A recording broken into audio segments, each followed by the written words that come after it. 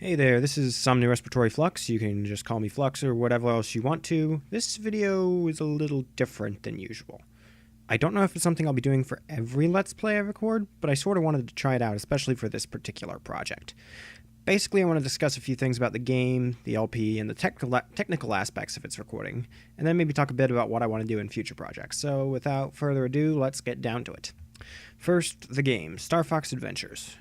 It's no secret that the game has a mixed reception at best, and some particularly loud voices would even go further to decry it as a terrible piece of software. I went into the LP stating that I found the game gets a lot more hate than it deserves, and after playing through the game in its entirety and rewatching it during editing, I stand by that opinion. That's not to say the game is without flaws, and it has several notable ones that I'm not going to try and gloss over or anything. But at the same time, I feel like the negative aspects simply reduce it to a decent status rather than the excellent game that it very certainly could have been. Now let's cover some of the rough spots. The game is pretty short and honestly sort of repetitive. Once you get into the rhythm of finding a spellstone, then a Xur spirit, the game pretty much starts to breeze by in terms of actual things to do. There aren't really many optional things in the game either, so things can get sort of monotonous rather quickly. The gameplay itself is solid, but it gets old. Though, to be fair, that makes its short completion time a bit nicer, as it makes it less likely to outstay its welcome. That's not to say it's unreasonable for some gamers to lose patience more quickly than I do, and that is a legitimate concern about the game. Then there's the issue of the game's plot. It's not really all that terrible at first. It's mildly generic in some ways. Get these plot coupons to save the planet, and these plot coupons to save the damsel in distress. And then they sort of turn out to both be required to save the planet, so that's a thing. The problems arise toward the end of the game, and specifically in the very end game covered in the finale of my LP. Despite collecting all the spellstones and spirits, there isn't all that much dramatic build-up in the end of the game before it plunges you directly towards confrontation with the presumable villain. And then that confrontation is interrupted before it even begins, and the sudden shift from normal gameplay to climax to sudden anticlimax is jarring, to say the least. Coupled with the sudden reappearance of Andross as the real final boss in an unexpected traditional Star Fox boss fight, the end of the game caused many fans to cry foul, and not without reason. Things certainly would have been different if the game had had more development time, but it's very likely that Rare was forced to release the game sooner than it was hoping to because of their acquisition by Microsoft. The reappearance of Andross was foreshadowed a few times during the game, so it makes some sense within the plot that there was someone controlling and giving power to General Scales. But even then, there could have easily been a boss fight against Scales where the game makes you anticipate one. And there's even evidence that such a fight was planned, as were a lot of more detailed plot developments. Basically, what resulted from the game's turbulent development was finished in all the technical aspects, but I doubt that anybody who worked on the game was completely satisfied with what they ended up releasing. Now, with that settled, there are some good points to back up the game as well. The gameplay is solid enough even if the actual tasks are repetitive, as I said before. The voice acting isn't winning any awards, but all the same, it's amazing, if only for how hilarious some of the voices actually are. Notably, the shopkeeper and the warpstone have voices that are ridiculous and yet fitting for the characters. And of course, the music is great, as is to be expected from David Wise. And the graphics are pretty amazing, especially for the standards of the generation, a few glitches and oddities aside.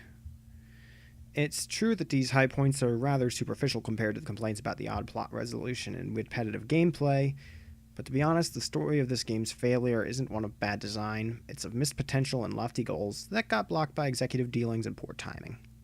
In that regard, the flaws become more forgivable, at least to me, and I can enjoy the game for what we ended up getting. Doesn't mean I don't wish we'd gotten better, of course it doesn't. But all the same, I don't like to let negativity control my opinions and generally prefer to look past faults to focus on good things that are there.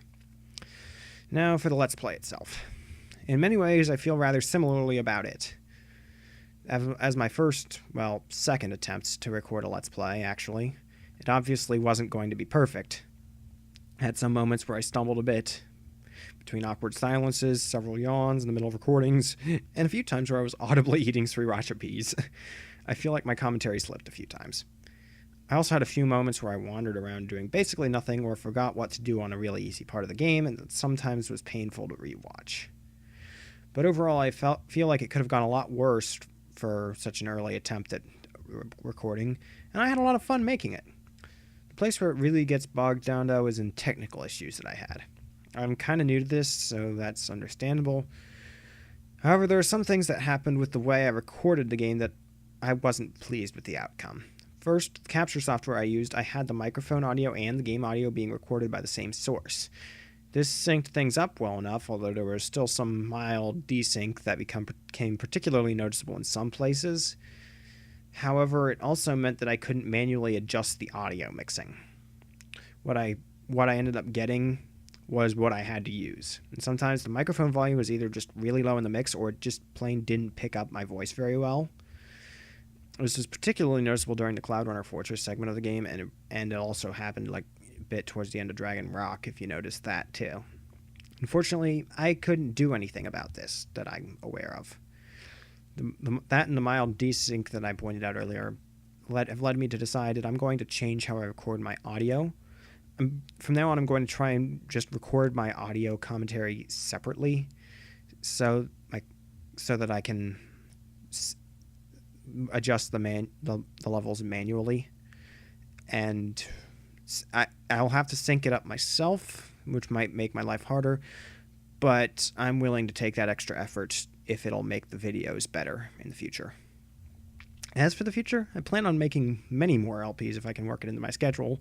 I'm currently in my second year of a mechanical engineering degree at West Virginia University, and that's obviously not the most conducive schedule for fitting this sort of hobby into. But all the same, I really like doing this, so I think I'll try to make time when I can.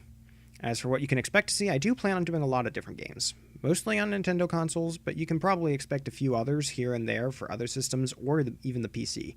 It really depends on the type of game, and Nintendo is just the most likely place to find games I would record or even play in general. I think I'll hold off on some of the more major titles for a bit, simply because I don't want to be just another channel with an LP of Super Mario 64 or Ocarina of Time this early on. I'll probably do both eventually, but I feel that starting smaller might pay off in the long run. I don't have a specific game plan for my second project at the moment, but I have a few ideas to run with, and I plan on recording it very soon. I'll most likely be started with it by the time I post this video, so stay tuned. I'll try to have things up very shortly. Until then, this has been Somni Respiratory Flux, and I thank you for watching.